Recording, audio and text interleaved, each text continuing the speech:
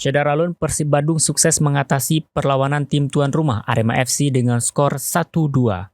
Arema unggul lebih dulu lewat gol Dedik Setiawan pada menit 45 sebelum dibalas Beckham Putra Nugraha pada menit 49 dan David Da Silva pada menit 88.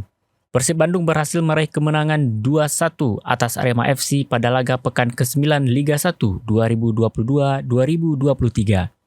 Laga Arema FC versus Persib Bandung berlangsung di Stadion Kanjuruhan, Kabupaten Malang, Minggu 11 September 2022. Arema FC mencetak gol lebih dulu ketika Dedik Setiawan mencetak gol di menit terakhir pada babak pertama. Dedik Setiawan mencetak gol dengan kaki kirinya yang membuat kiper Persib Bandung, Reki Rahayu, tak berdaya. Kemenangan Persib Bandung atas Arema FC ini harus dibayar mahal dengan sejumlah pemain yang cedera.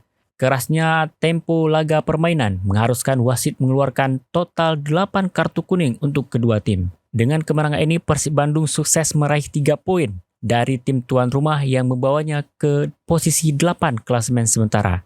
Sebaliknya, Arema FC harus puas turun ke posisi 11 di klasemen sementara Liga 1.